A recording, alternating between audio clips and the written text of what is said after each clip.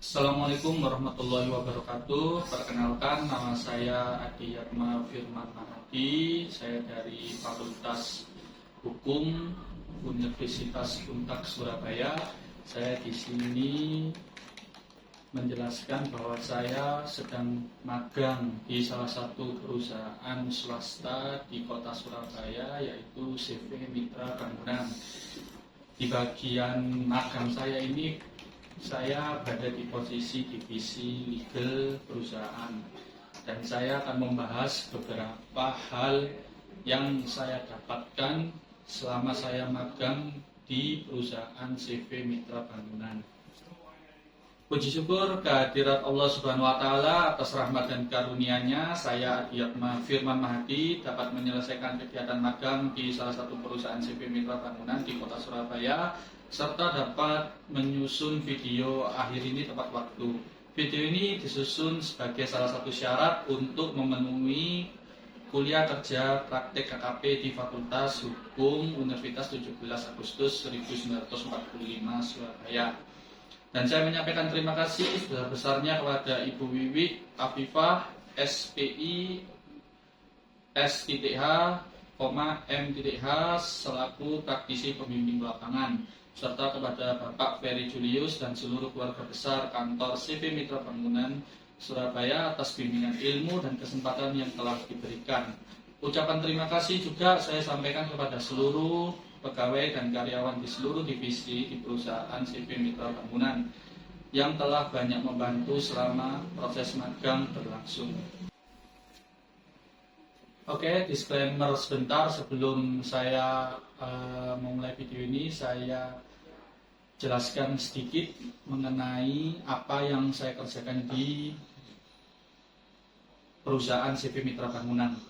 Yang pertama, saya belajar tentang apa itu perlindungan merek haki.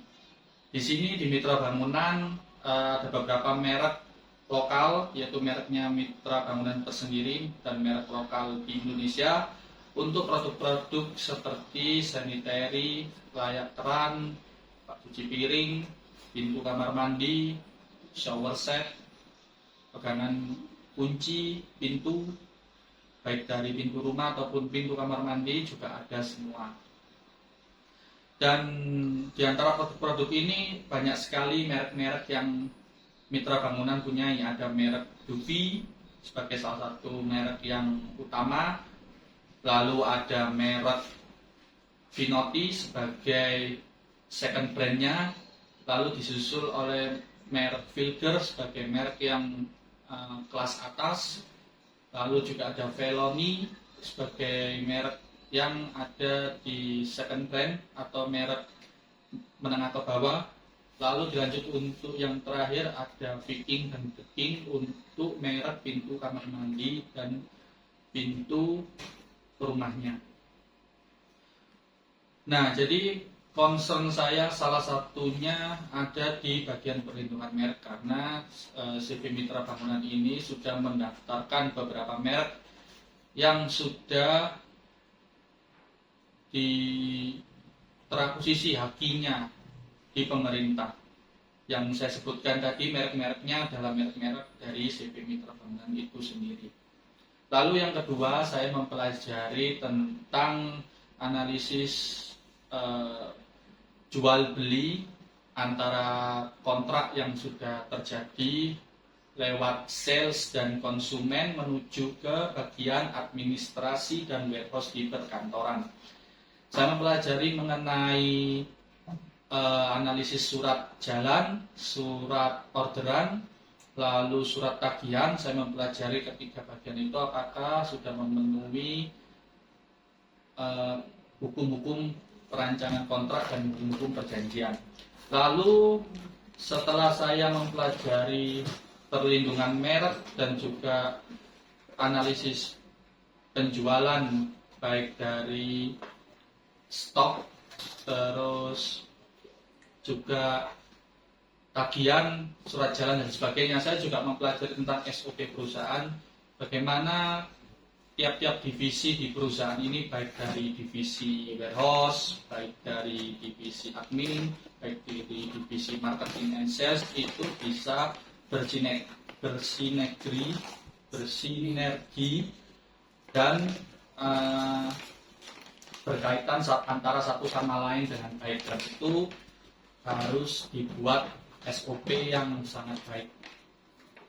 Lalu yang terakhir, saya juga sempat membuat surat kontrak kerja ketika ada 2 orang pegawai baru yang bergabung di Mitra Bangunan, dan di waktu saya magang saya berkesempatan untuk membuat surat kontrak kerja di 2 pegawai itu. Saya diberi kesempatan untuk membuat surat kontrak kerjanya, dan itu saya sangat-sangat teliti untuk menerapkan apa yang sudah diajarkan seperti di hukum perdata dan hukum ketenaga kerjaan.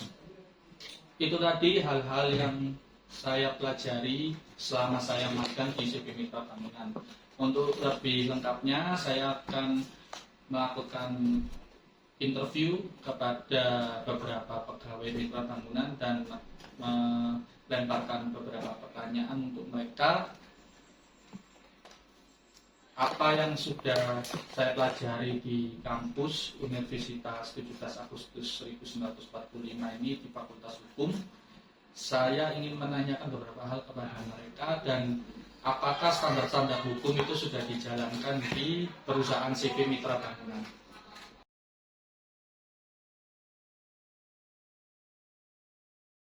Selamat pagi, salam kenal. Saya dengan Pak Ferry Julius, biasa akrab dipanggil oleh Pak Ferry.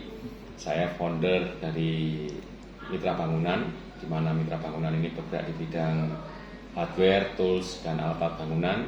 Lebih spesifiknya ke barang-barang saniter, building material. Mitra Bangunan berdiri di tahun 2006 dengan terinspirasi, yaitu ketika saya 7 tahun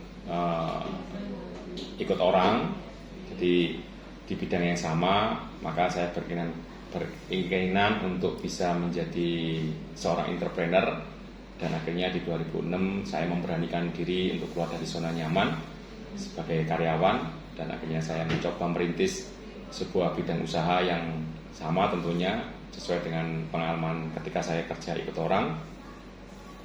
Di situ saya mendirikan perusahaan yang namanya Mitra Bangunan tadi, di mana saya berharap dengan saya menjadi seorang entrepreneur tadi itu bisa juga menciptakan lapangan pekerjaan yang baru untuk banyak orang, dan saya juga bisa mengeksplor apa yang menjadi pengalaman ketika saya ikut dengan orang. Saya bisa mengeksplor, saya bisa improve talenta-talenta atau pengalaman saya ketika saya masih ikut orang. Visi misi dari Mitra Bangunan itu sendiri adalah ketika kita di awal-awal sebelum mengenal bagaimana perubahan bisnis yang sekarang lebih dinamis, pada waktu awal-awal visi misinya hanya sebatas menjadi ingin besar, bisa menjadi nomor 1. Tapi itu ternyata berkembangnya pergerakan bisnis ekonomi yang sekarang sepertinya kurang relevan kalau kita hanya menjadi besar dan menjadi nomor 1, karena itu seakan-akan menjadi sebuah arogansi atau sebuah hal yang pencapaian diri sendiri untuk kita divalidasi, melakukan validasi terhadap pribadi sendiri. Makanya ketika muncul era COVID atau ada kondisi COVID di Indonesia, visi misinya mulai coba saya rubah, saya perbaikin, yaitu lebih menjadi perusahaan yang lebih adaptif, perusahaan yang bisa beradaptasi dengan kondisi yang ada, terus selalu berinovasi, selalu melakukan improve, dan tentunya tidak kalah penting yang menjadi dasar adalah bisa membawa dampak kesejahteraan dari sebuah perusahaan itu sendiri, terutama yang bergabung di tim saya. Maka dari itu, dengan perubahan pergerakan ekonomi yang sekarang yang ada, Mitra Bangunan mencoba terus untuk berkreasi dengan produk-produk yang terus dikembangkan, yang dulunya mungkin lebih fokus ke barang-barang saniter, building material, yaitu contohnya kayak keran-keran, aksesoris rumah dan sebagainya, maka dengan perubahan yang ada sekarang yang begitu dinamis, barang-barangnya yang dijual oleh mitra bangunan mulai dikembangkan.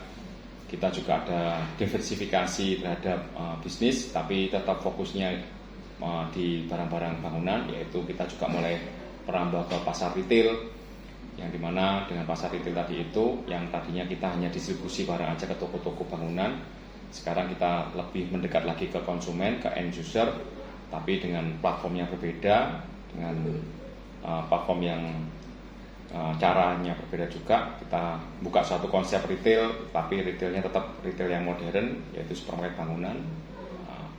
Dengan demikian pengembangan dari mitra bangunan sendiri pun itu bisa lebih bervariatif.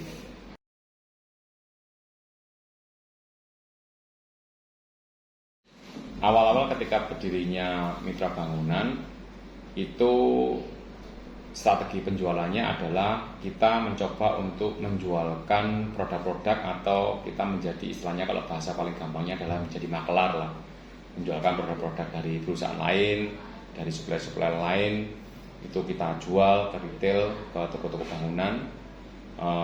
Tentunya karena kita belum mempunyai modal yang cukup besar untuk bisa mempunyai secara spesifik produk kita sendiri, kita coba untuk menjualkan barang-barang dari teman-teman yang mensupport, mendukung dari mitra bangunan. Berjalannya waktu, tentunya dinamika itu juga terjadi. Ada hal yang istilahnya dalam tanda petik kita dikecewakan, udah merintis merek tersebut, akhirnya tiba-tiba yang punya merek sendiri masuk penetrasi, merebut pasar kita dan konsumen kita. Tapi tidak ada masalah, itu bahkan jadi bagian dari experience atau pengalaman kita dalam berbisnis, sehingga dari situ kita mencoba untuk memfilter kira-kira apa sih yang harus kita perlukan, atau strategi apa yang perlu kita benahi di internal kita di mitra bangunan. Setelah kita mencoba mengevaluasi dari sekian tahun, kurang lebih sekitar 4 tahun, maka muncullah suatu ide atau gagasan untuk kita mempunyai merek sendiri. Awal-awalnya kita coba untuk maklon, jadi ngambil terus kita marketing sendiri, kita merek sendiri. Tapi berjalan waktu kita juga akhirnya tersadarkan bahwa harus ada backup dari sebuah legalitas atau hukum terhadap produk yang kita miliki. Karena kita sadar bahwasanya kalau kita tidak berbisnis secara legalitas, di backup secara legalitas, maka itu juga akan bawa impact yang kurang bagus untuk produk kita. Makanya pada waktu itu akhirnya muncul beberapa merek yang saya inisiasi. Merek pertama adalah merek Dufi, terus Dufi itu kita lanjutkan lagi, kita patenkan secara legalitas, kita patenkan semuanya udah clear. Tapi tidak berhenti di situ aja, kita di sisi legalitas juga banyak belajar. Ada beberapa merek yang mengalami sebuah penolakan karena di situ mungkin ada penyebutan yang hampir sama atau kategori kelas yang berbeda, atau yang dimana merek yang kita ajukan di pemerintah itu tidak setujui. Tapi ya tidak apa-apa, itu bagian daripada kita mengenal sebuah konsep alur untuk kita menciptakan sebuah merek dan diproteksi secara legalitas itu.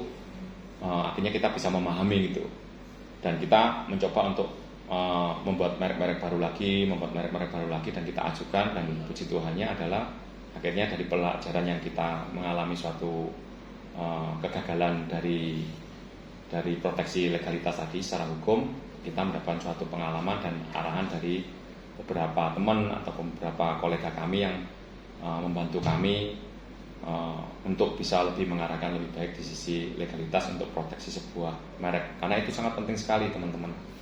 Jadi ketika kita menjadikan sebuah objek produk tadi itu muncul sebuah merek, maka backup yang luar biasa adalah yang paling pertama kita ada sisi legalitas hukumnya, sehingga kerjanya kita lebih enak, lebih aman, dan tentunya salah satu hal yang paling menggembirakan adalah identitas produk kita ini bisa kita promosikan secara turun-temurun, bisa kita wariskan.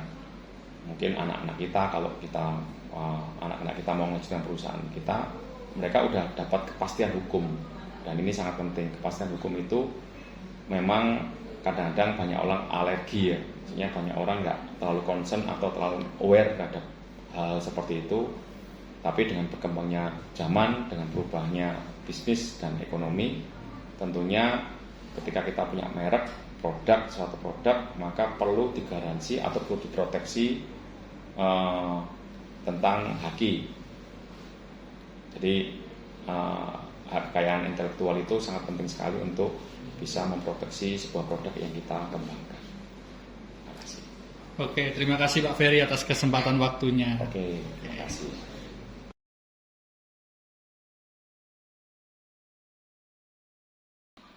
Halo, di kesempatan kali ini saya menginterview salah satu pegawai di Mitra Bangunan. Beliau bergerak di divisi admin.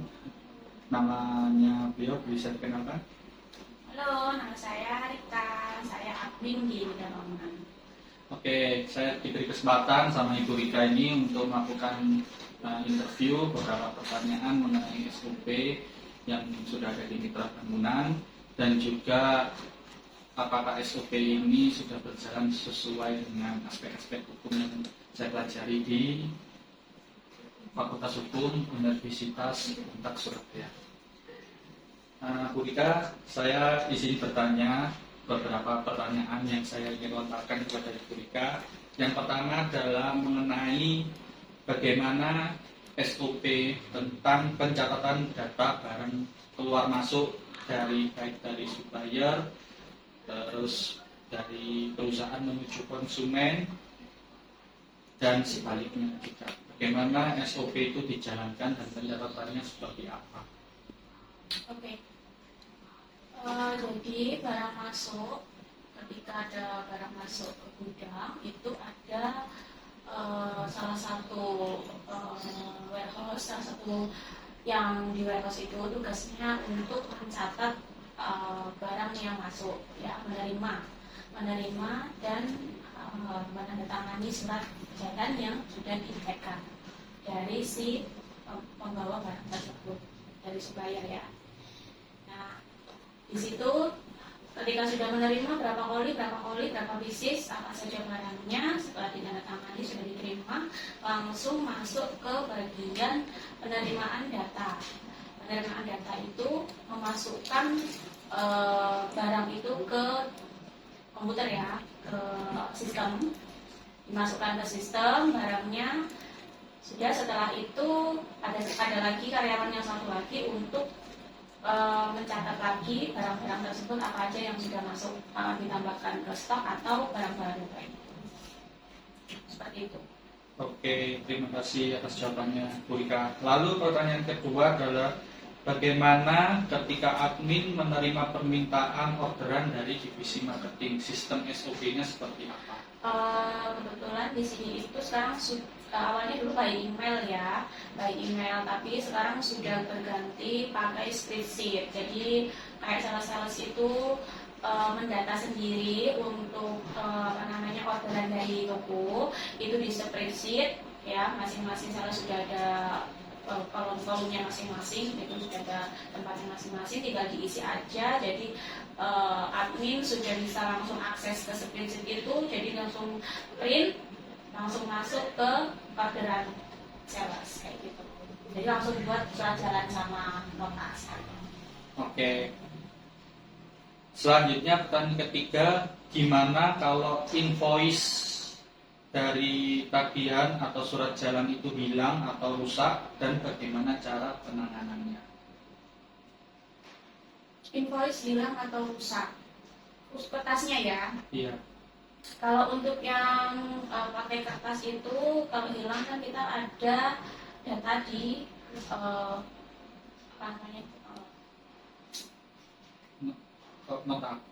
nota di komputer kan ada, ya, di aplikasi.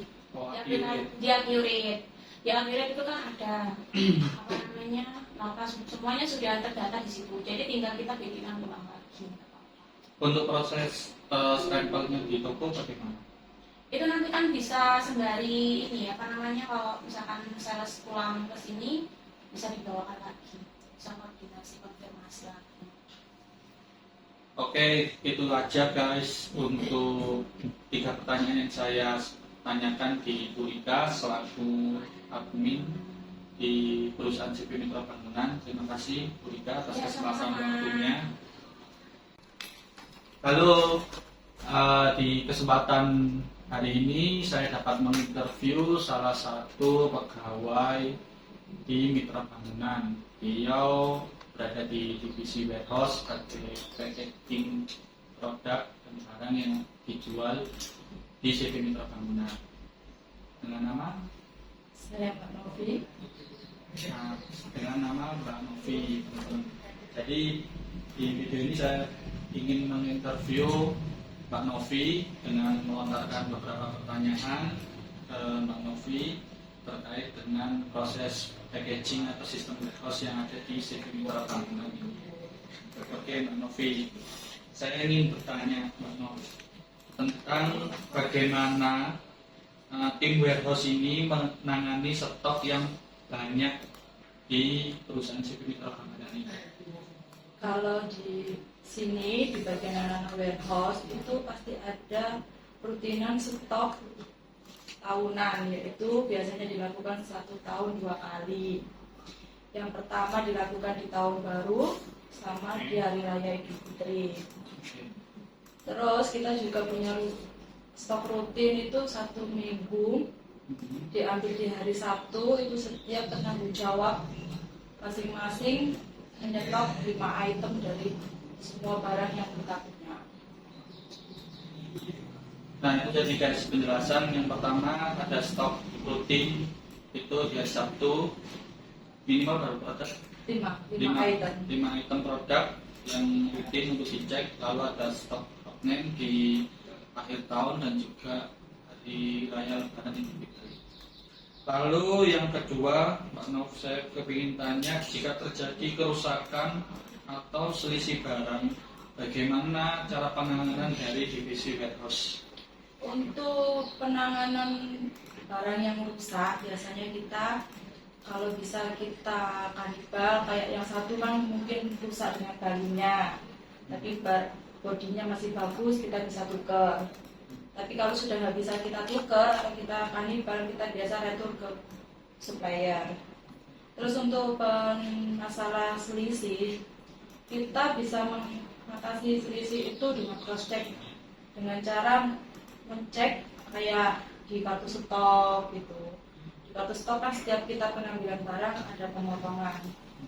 Jadi kalau ada selisihan kita bisa cek dari situ, dari kartu stok. Kalau dari kartu stok nggak ada penemuan, kita biasanya tanya ke bagian admin yang pemotongan barang atau yang bikin surat salah. Nah, untuk pertanyaan terakhir saya ingin menanyakan mengenai SOP packaging sebelum dikirim, bagaimana cara penanganannya, dan ketika packaging tersebut rusak, bagaimana juga cara penanganannya. Oke, untuk barang yang sebelum kita kirim itu pasti kan ada packing ya. Untuk packing saya bagian packing dan ada teman saya untuk pengambilan barang. Setelah teman saya mengambil barang, saya bagian cross check sebelum saya masukkan ke kardus. Itu saya cek fisik, terus cek tingginya, sama cek jumlahnya itu benar sesuai permintaan dari customer apa enggak. Terus untuk masalah packaging yang rusak, kita usahakan kita ganti dengan yang baru untuk masalah packaging yang rusak. Setelah itu selesai semua, baru kita masuk kan ke dalam kardus. Itu nggak langsung kita masukkan, kita bedain lagi antara barang yang mudah pecah sama barang yang aman untuk dicampur dengan barang-barang berat lainnya. Oke, seperti itu. Oke, terima kasih Mbak Novi atas kesempatan waktunya yang sudah diberikan.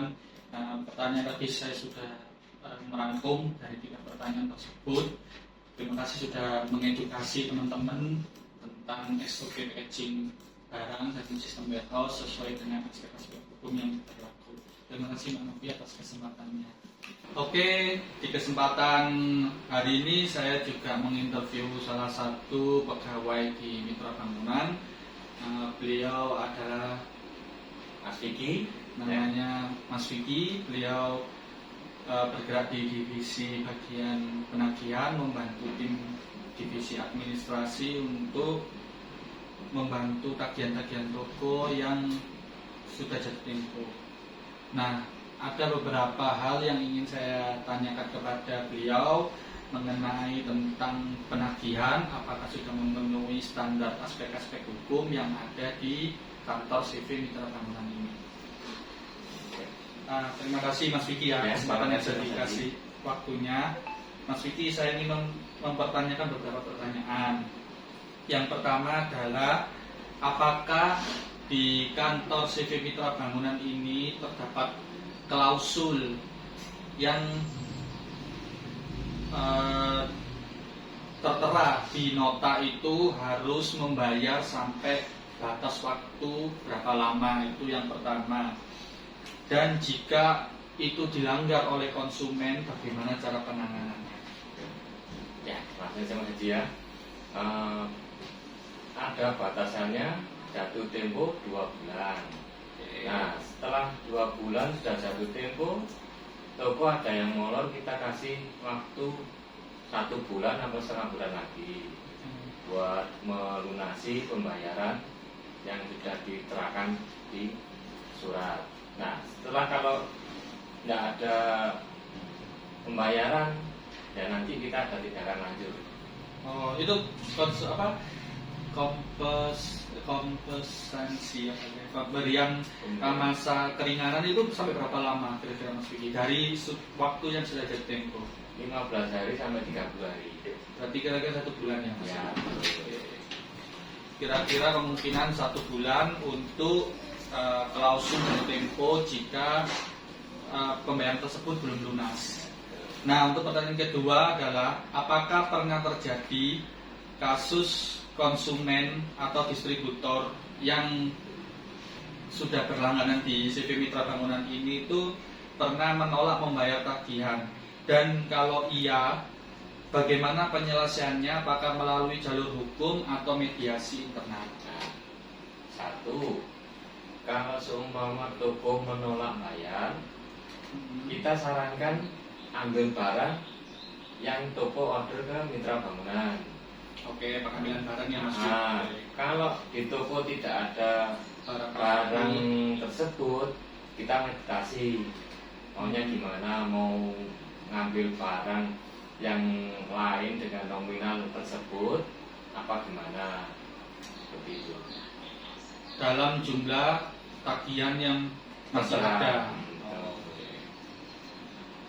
Kalau memang dia mengalami kebangkrutan, terus tidak ada barang, bagaimana cara penanganannya? Atau kalau nggak salah ada di toko di Blitar itu salah satu salesnya itu ada tagihan yang agak bulat dan orangnya sudah ada itikat baik membayar 200.000, tapi setiap salesnya harus datang dulu baru dibayarkan 200.000. Nah, itu sedangkan hutangnya sekitar puluhan juta, dan itu kalau sistemnya seperti itu kan lunasnya agak lama. Dan itu bagaimana cara penanganannya ketika menemui konsumen yang seperti itu?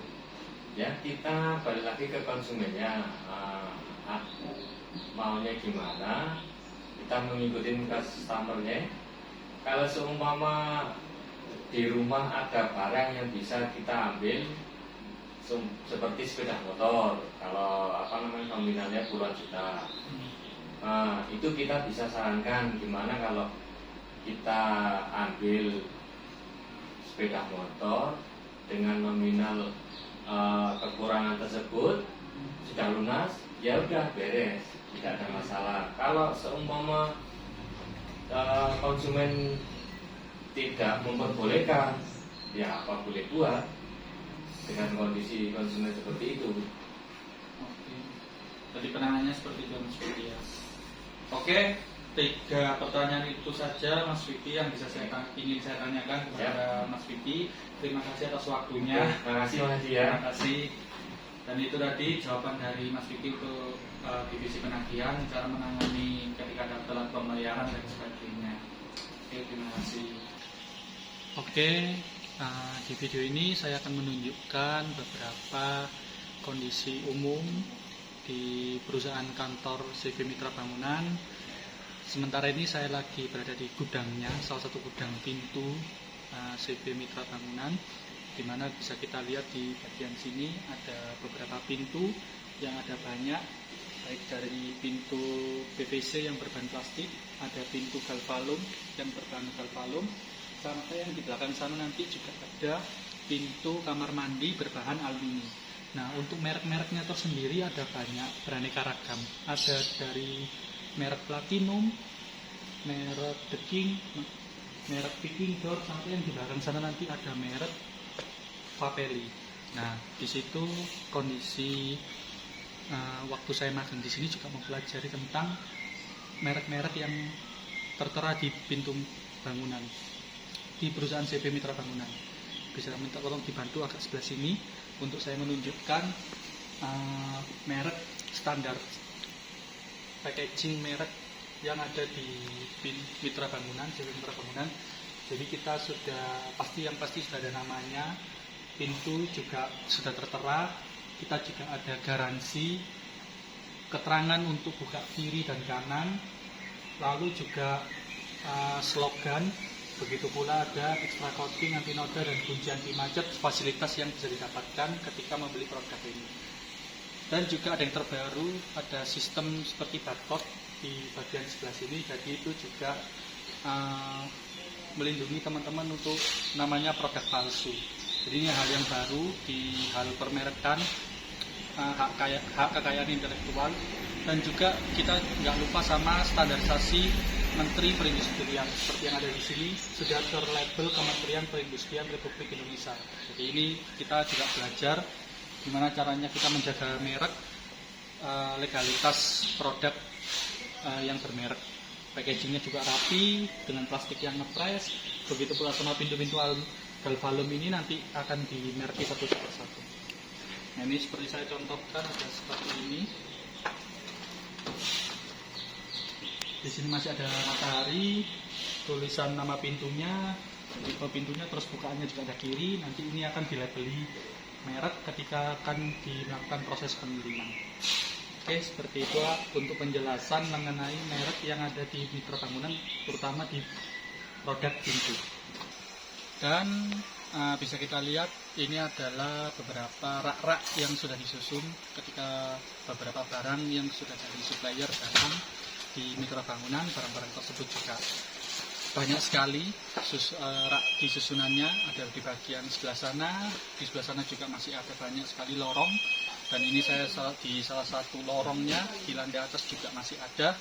Dan untuk pengemasan dan juga stok, pengecekan stoknya cukup simple dan juga cukup efektif, karena selain penjelasan di interview mengenai cek stok off-name yang dilakukan seminggu sekali pada hari Sabtu, dan juga stok off-name di hari raya libur, hari raya Idul Fitri, dan juga hari raya Tahun Baru, juga dicekkan kartu stok barang seperti ini yang dilakukan per minggunya, namanya stok acak. Ini waktu pencatatan keluar barang masuk masih menggunakan stok manual seperti ini. Dan ini salah satu SOP yang diterapkan di CV Mitra Bangunan ini, tentang pengecekan stok yang bermerek-merek. Baik yang stok yang belum ada mereknya, kita juga cek stoknya, tapi difilter sendiri, gudang sendiri, karena memang belum ada mereknya. Tapi kalau yang sudah ada mereknya, kita benar-benar perhatiin banget di setiap sudut-sudut tumpukan selalu ada kartu stok seperti ini, ada kartu stok seperti ini, ada kartu stok seperti ini, dan masih banyak lagi. Ini pun tumpukan yang sama, ada kartu stok dengan tertulis di sini ada nama barang, tipenya, dan juga barang kuantiti berapa, dipotong berapa, dengan nama, keterangan toko yang sudah diorder, masuk keluarnya, dan sisanya kita tulis benar-benar. Dan ini SOP yang sudah dijalankan oleh CV Mitra Bangunan untuk menjaga yang namanya kelalaian pegawai dan ataupun kehilangan produk ataupun dan sebagainya yang dirasa itu dapat merugikan perusahaan. Kita benar-benar atur SOP-nya sehingga hal ini sudah tertata sama sekali, baik dari sistem manual dan sistem accurate secara e-katalog lewat sistem administrasi, sehingga saling backup satu sama lain. Itu yang membuat kita bisa berjalan dengan merek yang banyak sedemikian rupa ini. Dan yang terakhir di bagian belakang saya itu merupakan ruang administrasi, di mana saya sendiri belum bisa masuk dulu untuk sementara ini untuk menjelaskan di dalam sana, tapi kondisi secara umum menjelaskan di dalam sana dengan operasional, mengecek bagian yang sudah saya jelaskan di laporan, dan di video ini saya jelaskan lebih detail lagi bahwasanya di dalam sana ada administrasi di bagian penagihan toko, penagihan supplier, penagihan konsumen juga ada, lalu terima surat pembuatan surat jalan, surat orderan, dan juga untuk kas pengaturan tim finance, kas kecil dan kas besar. Dan banyak sekali administrasi lainnya di dalam sana yang berhubungan dengan sistem administrasi di perusahaan. Dan ini sangat membantu dengan SOP yang sedemikian rupa yang rapi, kita bisa jalan dengan kondisi yang seperti ini. Tim sales bisa backup dengan administrasi yang rapi, begitu pula sebaliknya tim warehouse juga rapi, bisa ke backup, begitu pula sebaliknya antara warehouse dan sales juga rapi, pengirimannya dan orderan yang masuk itu bisa dilakukan karena SOP yang sudah terbentuk dengan sangat baik dan sangat rapi, sehingga kita semua berjalan running by doing well. Banyak merek seperti ini juga bisa jalan, perlindungan kemasannya juga sangat rapi, kita tidak lakukan, sistem administrasinya juga bagus, dan juga sistem SOP dari perusahaan yang saya pelajari di hukum perusahaan juga sangat jalan di perusahaan CV Mitra ini. Mungkin itu dulu penjelasan dari saya. Apabila ada kurangnya saya mohon maaf, salah kata. Saya pamit, terima kasih yang sudah menyaksikan, dan inilah makan saya di perusahaan CV Mitra. Yes.